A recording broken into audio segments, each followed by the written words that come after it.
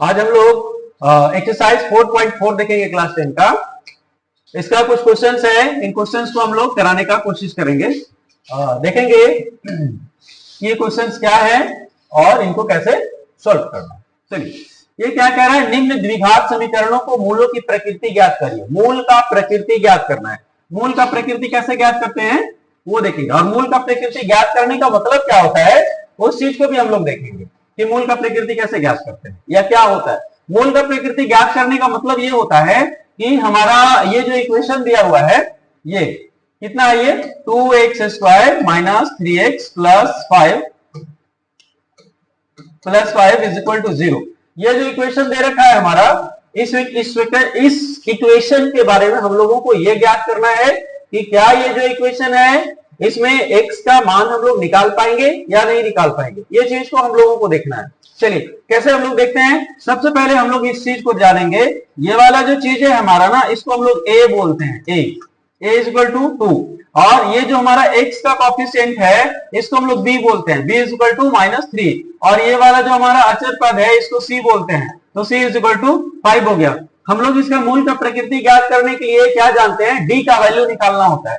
d का value, ये d क्या है, इसको डिस्क्रिमिनांट बोलते हैं। डिस्क्रिमिनांट का फॉर्मूला क्या होता है, b स्क्वायर माइनस 4ac, ये वाला चीज है। इसको वैल्यू हम लोग डालेंगे तो b स्क्वायर की जगह में क्या होगा, b के स्थान पर क्या है -3, तो यहां लिख देंगे -3 का स्क्वायर माइनस 4 इंटू a क्या है हमारा 2 है, और उसके बाद c की जगह में हमारे क्या है 5 है। इसको जब हम लोग सोल्व करेंगे तो सोल्व करने के बाद क्या होगा, 3 3 जा 9, माइनस माइनस प्लस हो जाएगा, और इधर देख लीजिए 4 2 जा 8 और 8 5 जा कितना होता है 40। जब इसको हम लोग फाइंड आउट करेंगे तो ये हो जाएगा -30, यानी कि d का जो वैल्यू हो जाएगा -30, यानी कि d जो है वो छोटा है 0 से।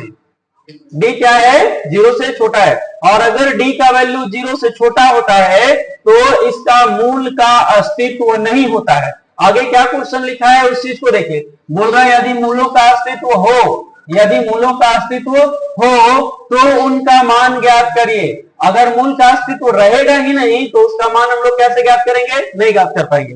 इसलिए ये इसका पहला नंबर जो हमारा क्वेश्चन था इसको इतना ही पर लास्ट कर देना होगा, लिखना होगा कि इस समीकरण का मूल का अस्तित्व नहीं है। चलिए इसका नेक्स्ट क्वेश्चन देखते हैं हम लोग, क्वेश्चन नंबर सेकेंड। ये क्या है, सेकेंड नंबर क्वेश्चन, इसको एक बार देख लेते हैं हम लोग। सेकेंड नंबर क्वेश्चन को देखेंगे, यहाँ पे क्या है 3x square minus 4√3x plus 4 is equal to 0। इसमें देखेंगे हम लोग a का वैल्यू क्या है, b का वैल्यू क्या है और c का वैल्यू क्या है।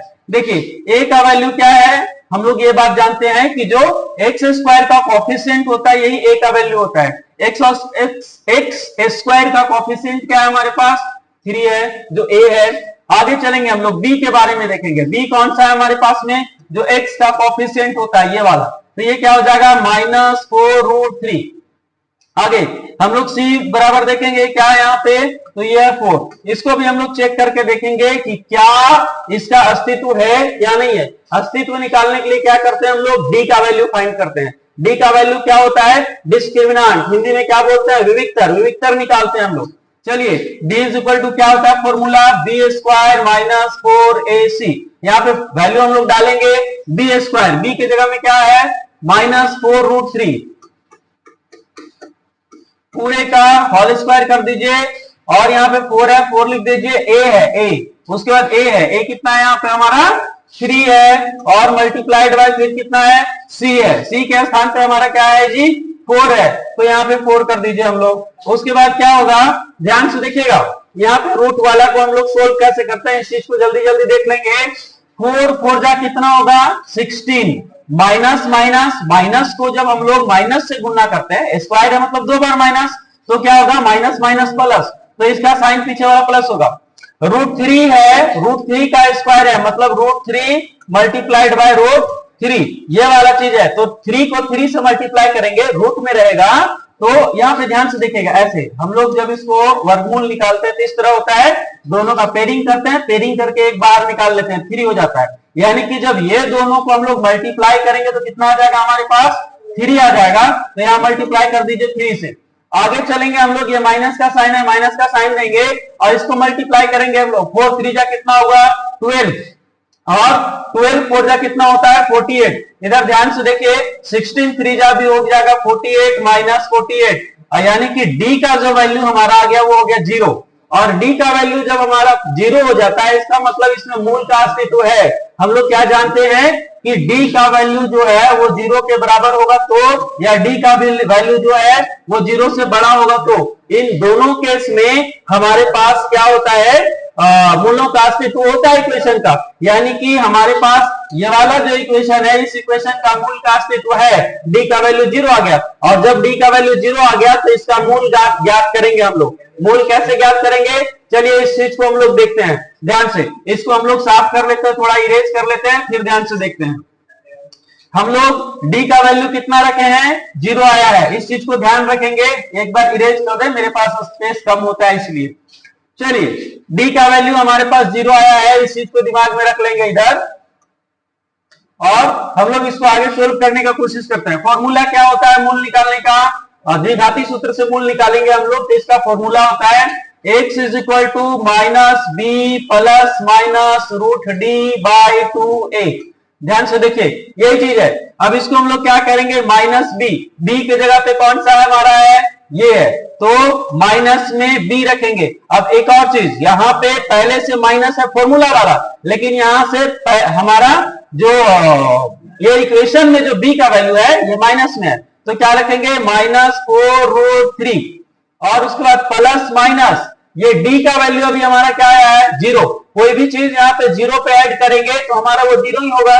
इसका मतलब इसको ऐड करने से कोई फायदा होने वाला हमारा नहीं है, इसको हटा दीजिए इधर से। और नीचे पे क्या बच रहा है 2a, 2 into multiplied by 2 into multiplied by A का वैल्यू हमारे पास कितना है यहाँ पे 3 है, लिख दीजिए 3। अब ये क्या हो जाएगा, इसको सोल्व करेंगे हम लोग तो ध्यान से देखिए, ये माइनस और माइनस मिल करके प्लस हो गया, ये हो जाएगा 4√3। और यहाँ पे ये क्या हो जाएगा 2 3 जा 6, लेकिन 2 3 जा 6 नहीं लिख करके ऐसे लिख दीजिए अभी 2 2 जा हो जाएगा 4। इसको जब हम लोग ऐसे काटेंगे, ऊपर में क्या बच गया 2√3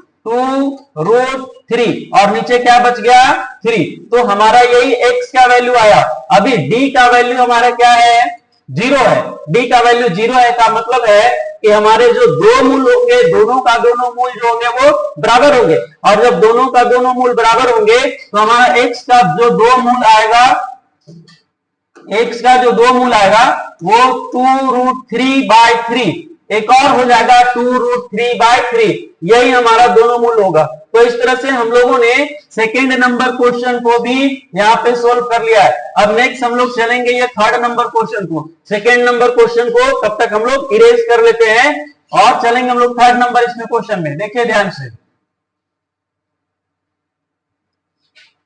थर्ड नंबर क्वेश्चन हमारे पास क्या है, ये थर्ड नंबर क्वेश्चन आप लोग देख पा रहे होंगे, ये 2x² minus 6x plus 3 is equal to 0। इसको भी हम लोग चेक करेंगे और चेक करके ये चीज को देखेंगे कि क्या इसका मूल का अस्तित्व है या नहीं है।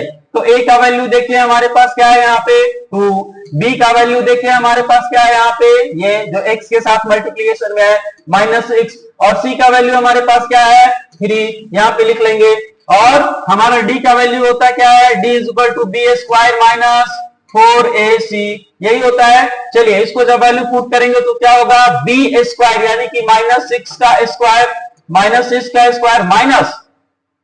4 इंटू a क्या है भाई 2 है, और इंटू c क्या है भाई 3 है। ये चलिए अभी करेंगे हम लोग 6 जा कितना हो जाता है 36, और माइनस को माइनस से मल्टीप्लाई करेंगे तो प्लस हो जाएगा। माइनस, यहाँ पे माइनस का जो साइन है हमने माइनस रख दिया।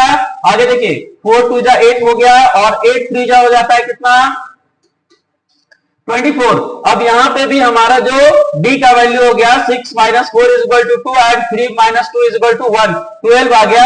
यानी कि d का यहाँ पे हमारा जो वैल्यू आ गया वो d का वैल्यू बड़ा आ गया किससे 0 से।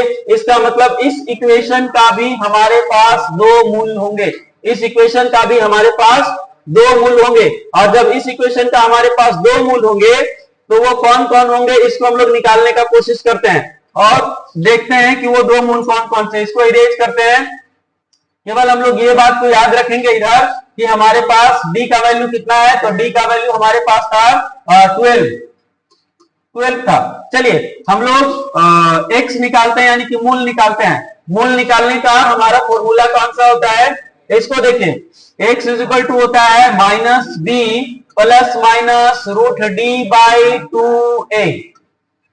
कोई ज्यादा स्पीड नहीं हो रहा है ना, कोई बात नहीं, आप लोग हैबिचुएट हो जाएंगे मेरे साथ। अगर लगातार रहेंगे इसी धाराशाही के साथ एकदम फुल स्पीड में, आप लोगों से भी मैच होगा। कहते हैं कोशिश करने वालों की कभी हार नहीं होती। और अगर हम लोग बने हैं इस दुनिया में तो खुद को खपाने के लिए बने हैं। इस बॉडी को बचाकर करेंगे क्या? अगर ये बॉडी आपका बचा रह गया तो कोई काम नहीं आएगा, लेकिन आप मेहनत कर करके कितना भी पतला हो जाओ, आपका नाम जो होगा सराखे पर होगा, है ना। चलिए इसको फिर से हम लोग चलते हैं इसको और कोशिश करते हैं। क्या करेंगे, माइनस बी का वैल्यू डालेंगे। माइनस बी का वैल्यू कहां है हमारे पास में, ये देखिए -6 है। एक माइनस फॉर्मूला वाला और एक माइनस यहां वाला, है ना। -6 हो गया और उसके बाद plus minus root D. D का वैल्यू हमारे पास कितना है जी, 12 है, रख दीजिए 12। और यहाँ पे 2 इंटू मल्टीप्लाइड बाय ए का वैल्यू कितना हमारे पास 2 है। चलिए आगे सोल्व करेंगे तो ये क्या हो जाएगा, माइनस माइनस प्लस होगा, तो इधर लिख दीजिए +6 में और उसके बाद लिख दीजिए प्लस माइनस। ये जो प्लस माइनस है, देखिए √12 को हम लोग क्या लिख सकते हैं, एक बार ध्यान से देखिए। √12 को हम लोग लिख सकते हैं 4 3 जा 12। और ये जो 4 है इसको हम लोग लिख क्या सकते हैं, 2 इंटू 2 इंटू 3। ये 3 यहां है। अब ये वाला जो है एक पेयर है, इसलिए बाहर निकल जाएगा, 2 हो जाएगा और अंदर में क्या बच जाएगा, ये 3, यानी कि 2√3। किसको लिख सकते हैं हम लोग, √12 को, तो लिख दीजिए 2√3 और यहां पे लिख दीजिए 2 2 जा 4। ये चीज को देख लीजिए। अब थोड़ा ध्यान से देखिएगा, हम लोग आगे चलेंगे, इसको सॉल्यूशन कैसे करेंगे। यहाँ पे आकर के बच्चे फंस जाते हैं, कहते हैं सर यहाँ तक तो बना लिए, यहाँ के बाद पता ही नहीं है कि क्या करना है। बहुत आसान है, कुछ नहीं करना है। एक और चीज हम लोग देखते हैं, यहाँ पे इसको ना 4 नहीं करिए, 2 2 जा 4 नहीं करिए, 2 इंटू 2 ही रहने दीजिए आपके फायदे के लिए। अभी चलिए इसमें भी देखिए 2 है, 2 3 जा 6, इसमें भी 2 है और इसमें भी 2 है। 2 2 को हम लोग कॉमन ले लेंगे, है ना। चलिए लेकिन इसमें एक बार प्लस वाला एक बार माइनस वाला, दोनों को अलग अलग लेना होगा। तो पहले ले लेते हैं 6 प्लस 2√3। बोर्ड थोड़ा परेशान करता है, गर्मी का मौसम है, बोर्ड जो है ना हीट हो जाता है, इसलिए ऐसा होता है। 6 प्लस 2√3 बाय कितना होगा, 2 इंटू 2। अभी 2 इंटू 2 ही रहने देते हैं और इधर एक बार लिख दीजिए 6 माइनस 2√3 बाय 2 इंटू 2। ऐसे इसको सॉल्यूशन करेंगे तो क्या होगा, जरा ध्यान से देखिए। यहां पे हमारा इसमें भी 2 है, इसमें भी 2 है, 2 को कॉमन ले लेंगे तो यहां बच जाएगा 3, 2 3 जा 6, इसलिए 3 बच जाएगा। प्लस में ये वाला 2 को यहां बाहर निकाल दिए तो यहां कितना बच जाएगा, √3। और यहां पे हमारे पास 2 इंटू 2 है, एक 2 से एक 2 खत्म हो गया, यानी कि हमारे पास अभी जो बच चुका है वो इधर बच गया 3 प्लस √3 बाय 2। ये x का एक वैल्यू हो गया, मतलब एक मूल हमारा ये हो गया। दूसरा क्या होगा, इसी तरह से हम लोग सेम काम करेंगे। क्या करेंगे, हमारा इसमें से भी 2 को बाहर निकालेंगे, इधर 3 बच जाएगा अंदर में और ये वाला 2 हमारा बाहर है, इसलिए इधर √3 बच जाएगा हमारे पास।